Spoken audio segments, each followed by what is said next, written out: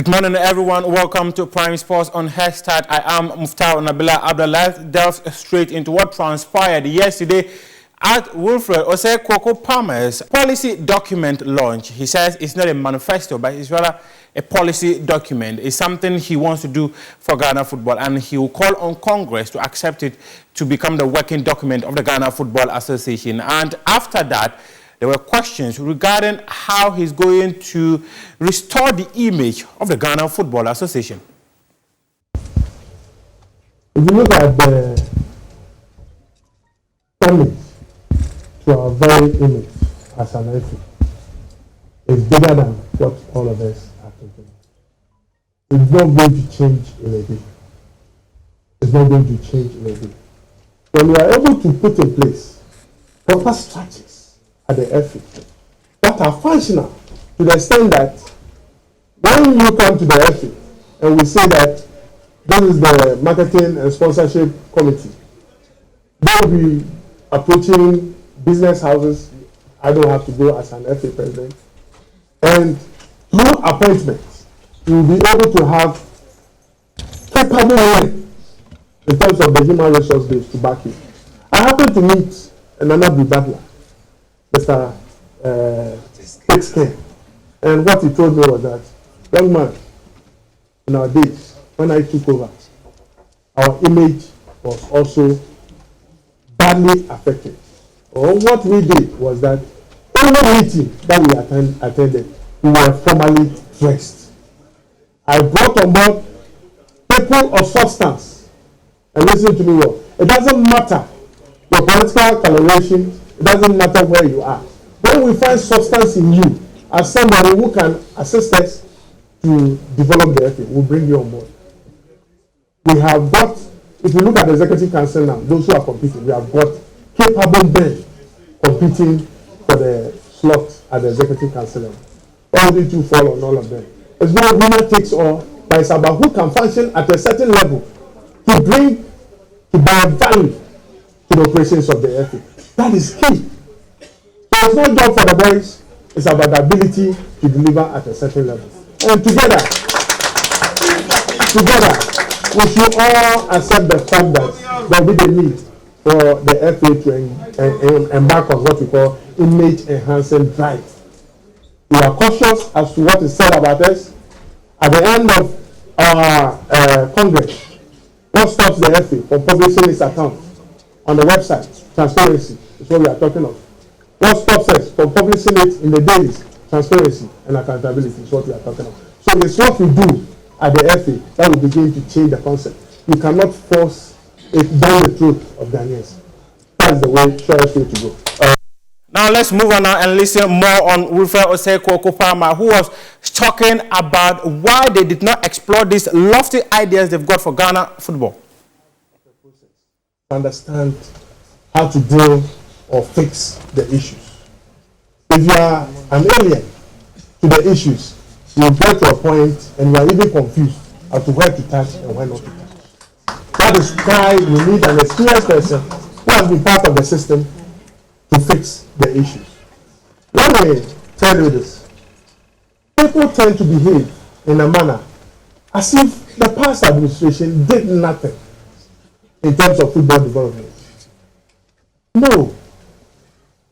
We put ourselves on the executive committee by way of elections. So you find yourself within a political arena where you are elected to shape the policies of the president. Ultimate responsibilities does not lie in me.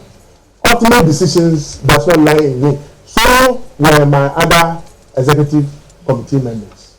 It's the president that you are helping to shape his policies. So there is limit to what you can do as a person. I believe in the Peter principle, and that is human beings are promoted to inherit their level of incompetence. That is Peters and Waterman in their book In Search for Excellence. People tend to brag. I've done it before, I've been there before. That is recipe for disaster. Nobody, none of the contestants has ever been the FA president before. Because if you are acting, the parameters are different from when you are the one in control. But when you take decisions, you don't have to refer to any other person. The decision resides in you. Even if you are acting, you need to refer to the substantive president before that decision can roll out. So, Asha, I would like you to look forward. Looking forward means, what qualities do I bring to bear on the leadership of the FA? Do I possess those values to change and fix the issues? I have amply demonstrated that by the policy document that I have espoused. That should be enough to convince you that I have what it takes to change the face of Ghana football. Now, let's listen to someone who is aspiring to become an executive committee member of that association, Mr. Randy Abbey. He's been speaking about that policy document that was put out by Wilfred Osei. Well, it is a document that captures some of the areas that we need to look at. If you listen to Mr. Palmer himself, he alluded to the fact that this is his vision. He will submit it to Congress. He would want ideas or viewpoints beyond his to come into play. And so you would take this as perhaps the document that forms the basis for a discussion into crafting a vision for Ghana football. I think that is an ambitious one. I think that it captures a lot of the key areas, and I think that it will be a good working document. I mean, this is the second of a few more to come, and I was impressed with the first one. I'm impressed with this one. I think it's the way to go. It's a clear departure from the kind of processes that we've had leading to making choices as far as the leadership of the game is concerned. And so it's good. We're going to have 2 or 3 more, and then we'll be able to make some informed decisions. And I've always made this point that it's quite difficult to put together a document like that. But putting ideas together does not necessarily guarantee the effectiveness or implementation of these ideas. So it goes beyond just putting together a document. You also need to look at the feasibility of some of the ideas and timelines that have been provided. You need to look at the integrity, the competence, and the capacity of the people who lead the process. Those things are extremely important. You need to have all of that together to be able to say that, well, we are on course to get it done. But it is a very, very valuable and important exercise. I'm happy that this is happening to Ghana football. Still on Randy Abbey, he's been speaking about his chances of getting onto the executive council and the kind of experience he's bringing on board if he's voted. I am still talking to the delegates. I'm speaking with them. I'm trying very hard to convince them that I would be a very, very good choice to represent Division 1 on the council because of what they know me for, what I have done, what I'm capable of doing. And hopefully they would accept what I stand for and will give me the opportunity to serve. Well, Randy brings experience, Randy brings competence, Randy brings the kind of capacity we need in the team, Randy brings a high level of integrity. Now let's listen to another presidential aspirant, that's Fred Papo. We caught up with him to ask him why delegates should vote for him. If I was going to get threatened, I would not have come here. I'm not threatened in the list. It's good, it's commendable, and I believe it's good for Ghana football that we have such a multiplicity of ideas for the delegates to choose from. So it's a good buffet for them to choose from. Nice event. I'll commend the Palmer and his team for organizing such a nice one. But there's still work ahead to be done. I want to show a vision for Ghana football. I want to rebrand the product. The product has been, as it were, battered all over the place. And out of that core problem, we are having a lot of other problems. Almost all the problems are secondary problems. There are problems arising out of the core problem. So we have to go deep into that. If you are talking about issues relating to player exodus, player salary, corruption, poor officiating, bad coaching, credibility issues, it's all related to the core problem. So definitely we have to look strongly at those areas very well to make a change. And why should they vote for you? Yeah, because I'm offering quite a lot of new things by way of the reforms I spoke about. Very interesting, innovative ideas in much of the areas. And more importantly, I'm coming on board with a lot of experience and integrity about how to go about issues. And definitely, my experience is proven, and people will definitely vote for me based upon that. But the important thing is that we need a person with the credibility and integrity that is required to steer the affairs of the FA as we go forth in our new route. The perception everyone carry in the game is corruption. How do we eradicate corruption? And secondly, how difficult would it be for you to win public confidence in the association? Public confidence in the association? Yeah, it will be by way of what we do. If people tend to believe what we do, they realize we are credible, they realize we are transparent, they realize we are showing accountability, they realize we are doing things new, they realize that if they associate themselves with the FA, we will not engage in acts that will tarnish our image, and for that matter their image. Definitely the confidence will be brought back. How transparent is Mr. Papu? Extremely transparent, as one could be. What is the guarantee that if that doesn't give you the power, you will also go sign contracts and take more than 20% of the commission? I told you I'm a very transparent person. This is not the first time if I'm voted, this will not be the first time I'll be next to the corridors of power. Mind you, I was the vice president for 5 years. I came out intact. As a matter of fact, of all the contestants who are contesting, I'm the one with the longest years of service at the higher level of FA football. At the vetting, not a single petition was raised by anybody against me. Now let's do something on national football team news. In the next 1 month, 5 days, the Under-23 African Cup of Nations will kick off in Egypt. And yesterday, the draw for that tournament was done.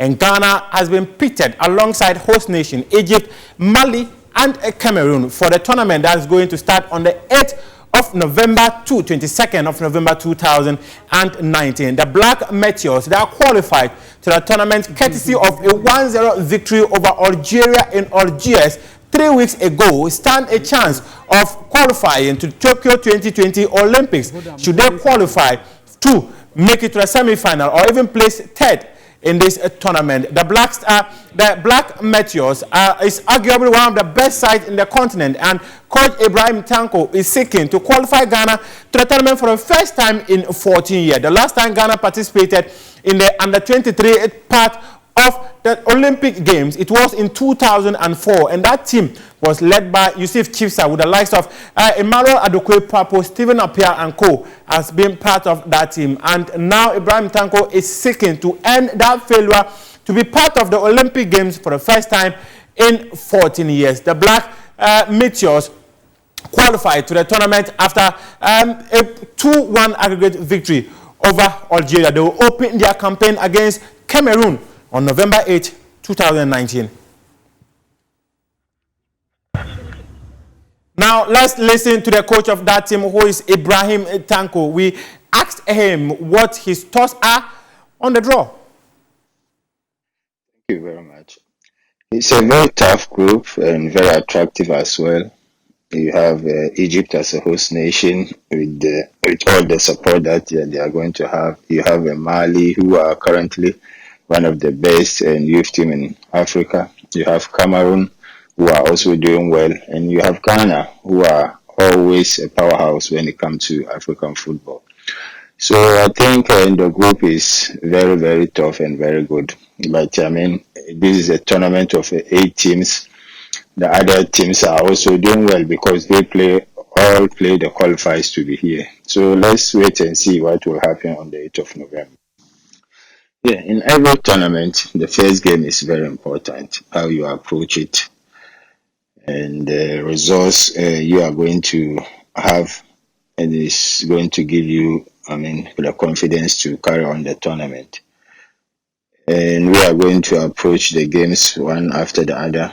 The first game is against Cameroon, so we will walk towards the first game and then see what will happen next.